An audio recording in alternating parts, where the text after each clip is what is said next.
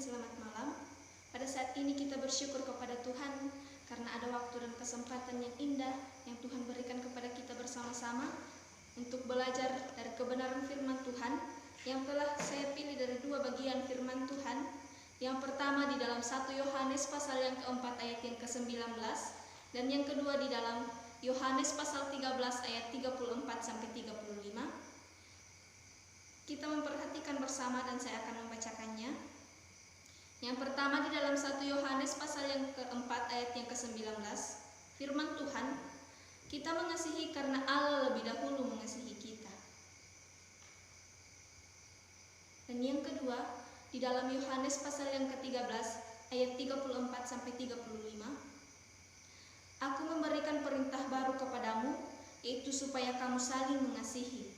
Sama seperti aku telah mengasihi kamu, demikian pula kamu harus saling mengasihi. Dengan demikian, semua orang akan tahu bahwa kamu adalah murid-muridku, yaitu jikalau kamu saling mengasihi.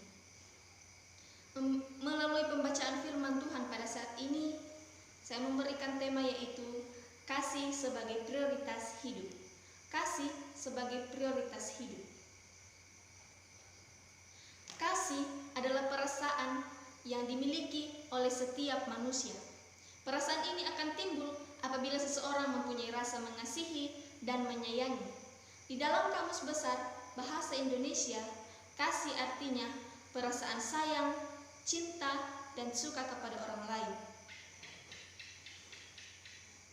Makna kasih yang sesungguhnya ialah bagaimana kita memberikan yang terbaik kepada orang lain, baik itu membahagiakan, tidak merebut kebahagiaan orang lain, dan membuka pintu hati untuk sebuah kasih. Kasih adalah perasaan, tetapi kasih ini berbeda dengan cinta. Mengapa? Karena kasih lebih bersifat rasa kepedulian seseorang tanpa mengharapkan imbalan atas apa yang telah ia lakukan. Bapak, Ibu, saudara-saudara sekalian, kasih adalah hal yang sangat penting atau urgent di dalam kehidupan kita yang harus kita miliki. Saya kira kita semua butuh untuk dikasihi, baik itu dari keluarga kita, dari sahabat kita, apalagi dari pacar kita. Bukan namanya kasih kalau pacar kamu hanya pandai mengucapkan janji-janji manis tanpa ada bukti dan tindakannya. Ingat, kasih itu perlu tindakan dan bukan hanya sekedar kata-kata. Setiap orang percaya perlu untuk memiliki kasih. Mengapa kita perlu untuk memiliki kasih? Nah, melalui pembacaan firman Tuhan pada saat ini, kita akan belajar bersama mengapa kita perlu untuk memiliki kasih. Yang pertama ialah karena merupakan kasih Kristus. Di dalam 1 Yohanes pasal yang keempat ayat yang ke-19 saya bacakan, kita mengasihi karena Allah lebih dahulu mengasihi kita. Kita mengasihi karena Allah lebih dahulu mengasihi kita. Kedatangan Yesus ke dalam dunia sebagai bukti kasih-Nya bagi kita. Ia datang ke dalam dunia karena Ia mengasihi kita. Dari mana yang kita ketahui bersama bahwa Ia rela dihina, Ia rela diolok, Ia rela diludahi. Bahkan ketika Ia di Bukit Golgota, tangan dan kakinya dipaku. Ketika Ia disalibkan, lambungnya ditikam, dan Ia dimahkotai duri. Ia rela menanggung semua penderitaan itu hanya karena Ia mengasihi kita, umat manusia. Dan pada waktu Ia dihinakan, Ia berkata, "Ya Bapa, ampunilah mereka, sebab mereka tidak tahu apa yang mereka perbuat." Ada 7 perkataan Tuhan Yesus yang Yesus ucapkan setelah Ia disalibkan dan sebelum Ia mati.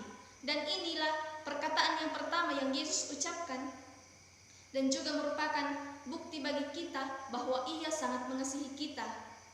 Dan melalui kematian Yesus memberikan makna yang baru dan tujuan yang baru bagi kehidupan kita. Kematian Yesus juga mengungkapkan bahwa jiwa manusia begitu berharga di matanya. Kematian Yesus adalah karyanya yang sempurna agar agar manusia bisa menerima anugerah terbesar, yaitu keselamatan kekal. Bapak, Ibu, saudara-saudara sekalian, pengorbanan Yesus di kayu salib sebagai tanda bagi kita bahwa Ia telah menggantikan kita yang seharusnya menerima hukuman yang Ia alami. Tetapi hal itu Ia rela lakukan hanya karena Ia mengasihi kita umat manusia, dan pengorbanan yang Dia lakukan bagi kita ialah pengorbanan tanpa syarat. Kristus tidak hanya mengucapkan sesuatu, tetapi Ia telah mewujudkan kasih-Nya itu melalui pengorbanannya, melalui pemeliharaannya, bahkan keselamatan yang Ia anugerahkan bagi kita. Jadi, Kristus telah membuktikan kasih-Nya bagi kita. Ia telah membuktikan bahwa Ia sangat mengasihi kita melalui pengorbanan yang Ia alami. Seperti seekor induk ayam bersama dengan anak-anaknya di dalam sebuah hutan yang terbakar, mereka berusaha mencari jalan keluar, namun mereka tidak menemukannya. Makin lama, kobaran api makin hebat. Si induk ayam ini mulai memanggil anak-anaknya ke tempat yang sedikit lebih aman dan menyembunyikan anak-anaknya di bawah sayapnya. Si induk ayam terus-menerus terkena lentikan api. Meskipun sakit, tetapi ia tidak berani bergerak sedikit pun. Mengapa? Karena ia mau melindungi anak-anaknya. Keesokan harinya, api sudah padam. Tapi si induk ayam ini telah hangus terbakar. Nah, tiba-tiba dari bawah sayapnya keluarlah anak-anak ayam yang masih hidup. Dari sini kita bisa melihat bahwa induk ayam ini rela mengorbankan nyawanya hanya karena ia mau melindungi anak-anaknya atau untuk keselamatan anak-anaknya. Jadi, hargailah kasih Kristus yang telah rela berkorban bagi kita hanya karena Ia mengasihi kita, dan pengorbanan yang telah Ia lakukan ialah pengorbanan tanpa syarat. Nah, selain karena kasih Kristus, ada alasan yang lain mengapa kita perlu untuk memiliki kasih. Mengapa kita perlu untuk memiliki kasih? Alasan yang kedua ialah karena itu adalah sebuah perintah. Karena itu adalah sebuah perintah. Di dalam Yohanes pasal yang ke-13 ayat yang ke-34 sampai 35 dikatakan bahwa Aku memberikan perintah baru kepadamu, yaitu supaya kamu saling mengasihi, sama seperti Aku telah mengasihi kamu, demikian pula kamu harus saling mengasihi. Dengan demikian, semua orang akan tahu bahwa kamu adalah murid-muridku, yaitu jikalau kamu saling mengasihi. Di sini dikatakan perintah baru. Perintah baru bukan berarti bahwa perintah untuk saling mengasihi tidak terdapat di dalam perjanjian lama, melainkan di dalam arti bahwa dalam perjanjian baru kasih harus lebih diistimewakan dan harus lebih sempurna dari yang dituntut di dalam perjanjian lama. Kasih harus lebih sempurna dari yang dituntut di dalam perjanjian lama. Orang Kristen diperintahkan untuk saling mengasihi. Jadi, merupakan perintah dari Yesus sendiri supaya kita bisa saling mengasihi seperti Kristus telah mengasihi kita. Tuhan Yesus tidak pernah mengajarkan sesuatu tanpa memberikan teladan terlebih dahulu. Jadi, kita sebagai orang-orang yang telah percaya, kita harus saling mengasihi sama seperti Kristus telah mengasihi kita. Perintah Yesus bagi kita itu sudah jelas. Yang disuruh mengasihi ialah kita. Tapi, seiring dengan makin kencangnya laju zaman ini, kita justru makin kesulitan untuk membuktikan kasih kita kepada orang lain. Jangankan kepada orang lain, kepada orang-orang yang terdekat saja dengan kita, baik itu pasangan kita, anggota keluarga kita, teman-teman kita, apalagi dengan tetangga kita. kita sudah sulit untuk membuktikan kasih kita kepada mereka. Di sini dikatakan bahwa kasih itu adalah sebuah perintah dan bukan ajakan. Kasih itu adalah sebuah perintah dan bukan ajakan. Mengasihi orang lain harus berupa perbuatan yang nyata dan bukan angan-angan semata. Jadi, mengasihi adalah perintah dari Yesus sendiri yang mutlak untuk kita lakukan sebagai orang-orang yang telah percaya.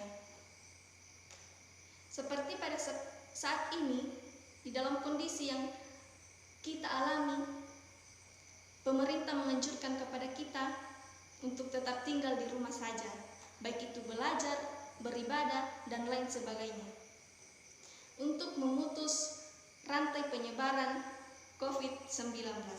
Jadi, hal itu harus kita lakukan karena merupakan sebuah perintah.